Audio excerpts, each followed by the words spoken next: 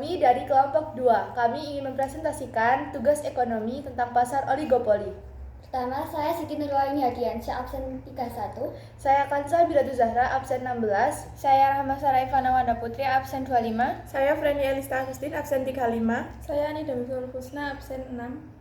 Saya Raskar Afsan, saya absen 24. Saya Brahma Romana, absen 12. Saya Maulana Irfan Ibrahim, absen 17. Saya Almas Saputra, absen 3. Pengertian dari pasar oligopoli adalah pasar dengan struktur yang didominasi oleh sejumlah kecil perusahaan saja dan menghasilkan kompetisi terbatas. Jumlah perusahaan pada pasar oligopoli umumnya lebih dari 2 dan kurang dari 10. Dalam beberapa kondisi, pasar oligopoli juga dapat didominasi oleh 2 perusahaan saja yang disebut dengan pasar duopoli. Nah, yang kedua yaitu ciri-ciri dari pasar oligopoli, yaitu antara lain 1. Memiliki jumlah pembeli lebih banyak dibanding jumlah penjualnya. 2. Penawaran hanya ada satu jenis barang dan dikuasai oleh beberapa penjual saja. 3. Produk yang dijual bersifat homogen, bisa berbeda tetapi harus memenuhi standar tertentu. Ada kalanya perusahaan dalam pasar oligopoli menghasilkan barang standardis produk. Yang keempat yaitu adanya hambatan untuk memasuki pasar oligopoli bagi perusahaan baru. Akan tetapi, hambatannya tidak sebesar pasar monopoli. Yang kelima yaitu muncul hubungan saling ketergantungan antar perusahaan atau produsen.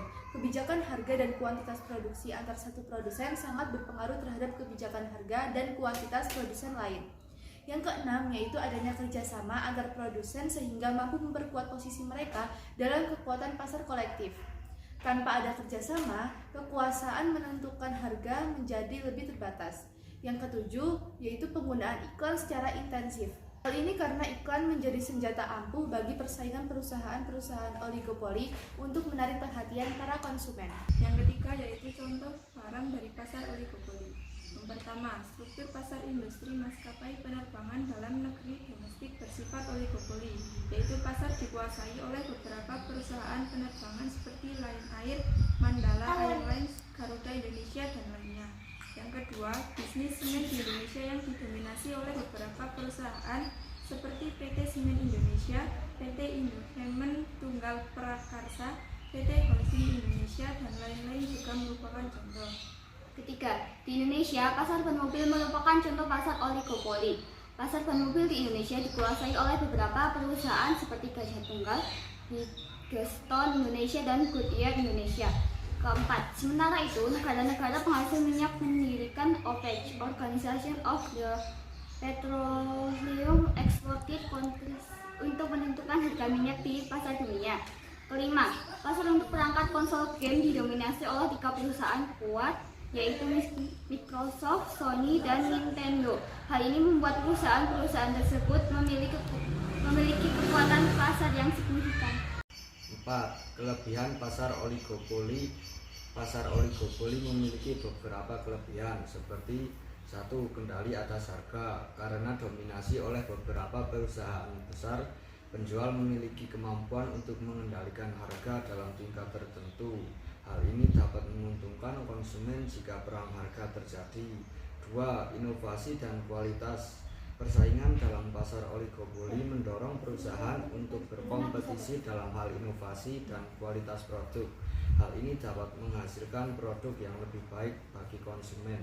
Yang ketiga, efisiensi. Persaingan antar perusahaan untuk mendapatkan pangsa pasar dapat mendorong efisiensi dalam produksi dan pengurangan biaya. Kelemahan pasar oligopoli.